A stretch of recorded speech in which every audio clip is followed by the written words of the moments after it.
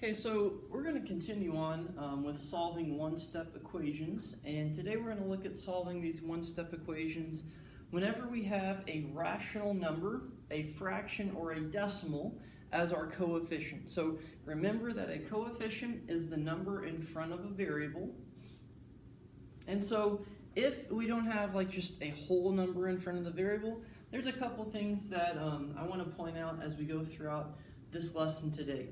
So you go ahead and get down these 3 bullet points.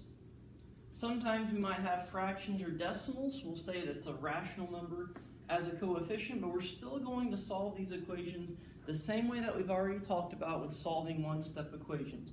We're going to do the opposite operation to get the variable by itself on one side. That's our goal. X equals a number, Y equals a number. Our answer might be a fraction, our answer might be a decimal, but we still want to get the variable by itself on one side. So if we had an equation like 2.5x equals 10, there's nothing in between the 2.5 and the x, so we're going to, that's multiplying. The opposite of multiplication is division, so we would divide by 2.5 on both sides. So we would do 10 divided by 2.5, and that would get us what our answer is. So still using the same steps to solve these equations, it's just going to be with decimals in front of our variables. Okay, so in this case, we would have 16 equals 0.25n. So remember, it doesn't matter which side the variable is on. Our goal is to get rid of the number in front of the variable, to get rid of the coefficient in this case. And this example, the coefficient is 0.25. So what we want to do is 0.25 times n. So we're going to take and divide both sides by the number that's in front of n. So 0.25 divided by 0.25, and then 16 divided by 0.25. So remember, the same number divided by itself, that would get us just a 1 in front of the n, or in other words, it cancels out. And then we would do 16 divided by 0.25. So we'll come over here. A reminder about dividing, whenever we're dividing decimals, first of all, the top number always goes on the inside. So 16 is going to go on the inside of our division problem. And then we put 0.25 on the outside. Now, we don't want the decimal point there in 0.25, so we're going to move it to the right 2 times. Which means we've also got to move this decimal point to the right 2 times. And that's going to cause us to put 2 zeros to make that 1600. So 25 goes into 1600 how many times? 25 goes into 160. Goes into 160 6 times. And 6 times 25 is 150. Subtract those, we get 10. Pull it down to 0. 25 goes into 100. Exactly 4 times. So our answer is going to be n equals 64. N equals 64.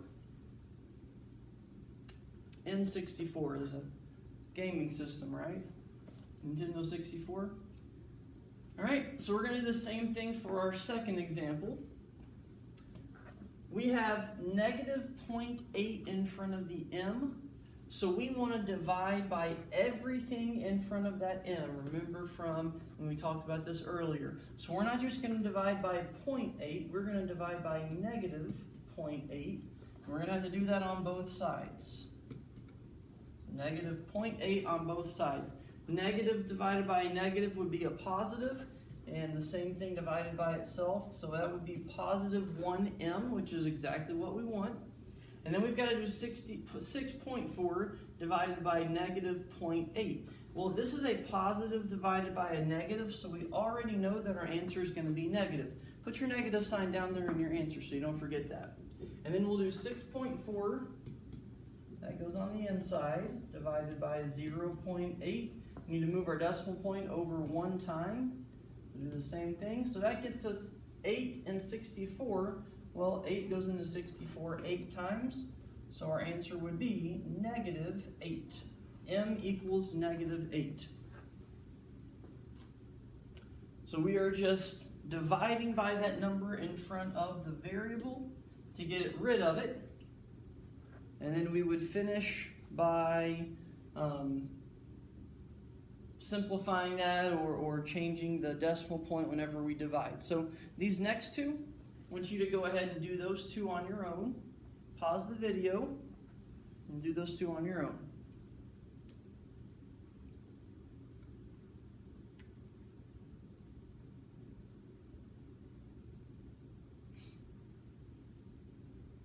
Okay, so negative 2.8x equals negative 4.2. We want to get rid of that negative 2.8. So to do that, we would divide both sides by negative 2.8. So notice, I've got a negative 2.8 divided by negative 2.8. That's going to be positive 1. Same thing divided by itself. Then I've got a negative 4.2 and a negative 2.8. So I know my answer is going to be positive. Negative divided by negative would give me a positive answer. So I'm going to go over here, and 2.8 would go on the outside, 4.2 on the inside. So move my decimal point over one time, which means it's going to be 28 and 42. Well, 28 goes into 42 just once, so that's going to go in front of the decimal point. Subtract 28, and we are left with 14. Pull down a 0, and then we've got to figure out how many times will 28 go into 140. It goes into 145 times, and it's actually 5 times exactly. So our answer is going to be positive 1.5. X equals positive 1.5, positive because we divided two negative numbers by each other. Okay, and then on our last one here, 3.5y equals 4, one thing that we might notice is sometimes the decimal might not end exactly. If that's the case, the question might tell you to round. We'll just go ahead and get in the habit of rounding to the nearest hundredth. Round to the nearest hundredth. So in this case, we would divide both sides by 3.5. Divide both sides by 3.5. So 3.5 divided by itself, that's going to cancel out, leave us with 1y. And then we've got to do 4 divided by 3.5. Well, we would move the decimal point over once, which means we've got to make that a 40. So it's 35 goes into 40, goes into 40 once. And we start to divide. Drop down a 0, 35 goes into 50 one time as well. And then subtract 35. We're left with 15. Pull down another 0. 35 goes into 150. And 150 4 times. And 35 times 4 gets us 140. We need to go one more time just to make sure that we don't have to round this up and make it 1.15. We get 10. And as you notice, 35 is going to go into 100 less than 5 times. It actually only goes in there twice. So 1.142, round that to the nearest hundredth, and it's going to end up giving us 1.14. 1.14 is what y is. Okay, so the last one that I want to look at for this lesson would be to write and solve an equation where we've got a rational number as the variable, as the coefficient. So Jada's coach agreed to buy ice cream for all the team members. Ice cream cones are $2.40 each. Write and solve an equation to find how many cones the coach can buy with $30.